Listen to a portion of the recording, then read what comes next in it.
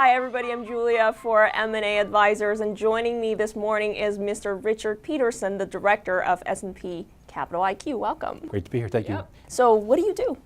My job, part of a group called Global Markets Intelligence, and our mission is varied.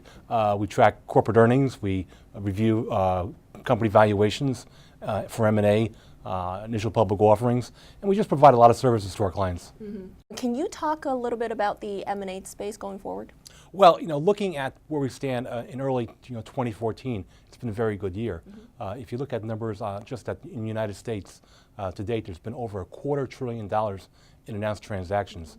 In fact, this week we had the announcement that Facebook is acquiring a company called WhatsApp for over $19 billion. And it's a tremendous for a variety of benchmarks. It's the largest technology deal this year.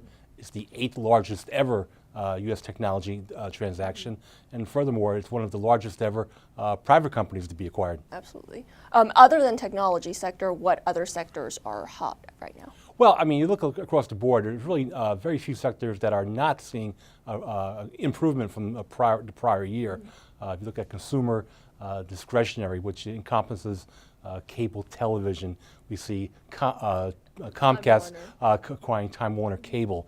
Also within that realm, you see a company called Beam, a distiller, being purchased by a Japanese firm called Suntory for over $16 billion. But I also see transactions in financials, healthcare, energy, and across the board.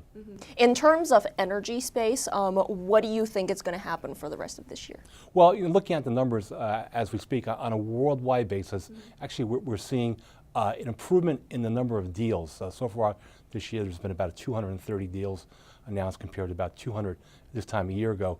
In terms of the dollar amount is kind of flattish. I think that's really a function of the internal of the energy industry. By that I mean, if you look at the U.S. energy sector, they're seeing a decline year over year in corporate earnings and also the flat revenue growth.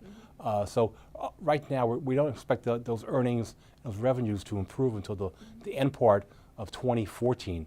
In fact, if you talk to some CFOs in the industry, they're very recalcitrant to doing any deals right now that are either not accretive initially, because for some assets they feel they're overvalued, and some they're not have the wherewithal to do deals at this time. Why do you think earnings plateaued? Because that's not true for every sector. Earnings just came out, a lot of companies beat, but energy sector did not really outperform. In fact, you look at the corporate earnings for the S&P 500, for the fourth quarter of 2013, we're probably going to end up somewhere around 8%. That seems maybe lackluster, but in fact, that's the best earnings growth year over year since the fourth quarter of 2011. So earnings growth has been very strong, but for the revenue sector, it's been not as strong. I think within the sector, we're seeing actually some interesting deals that have transpired being brought about by activist shareholders.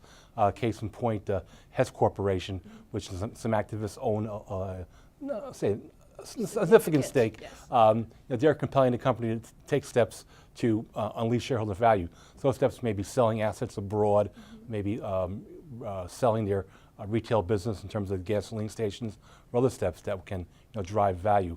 But looking at the global landscape, we see actually activity coming from Asia into, say, Canada. Last year was a very big year for that in terms of cross-border energy deals. Absolutely. So in terms of cross-border deals, who do you think are the dominant players right now? In an energy sector or just in general? Energy sector. Well, I mean, if you look at Conoco or perhaps in the United States as a buyer, they're being less active. I think there's just actually a transaction that was announced today where I believe it was Shell was selling some assets that were in Australia.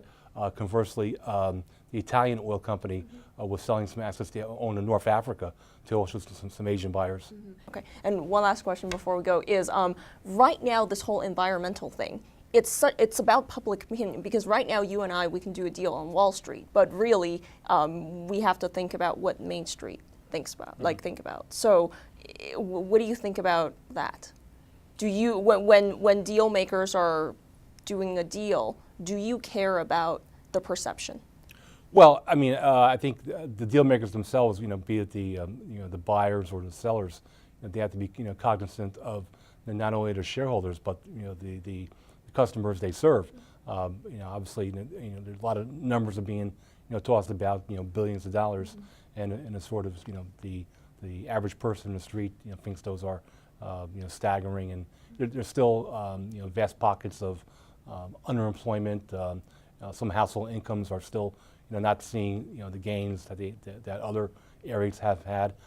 Consumer debt has been picking up a little bit, but then if you look at student loan activity, there's a generation of individuals that are being held back because of those obligations. So I think the buyers and the M&A bankers and even all parties have to be cognizant of a broader goal. Okay, all right. Thank you so much. My pleasure. Anything else you want to tell us? Again, I welcome this opportunity, and I think hopefully we have some moments to share that we can better educate your viewers. Yeah, thank you so much. Thank you. Yep.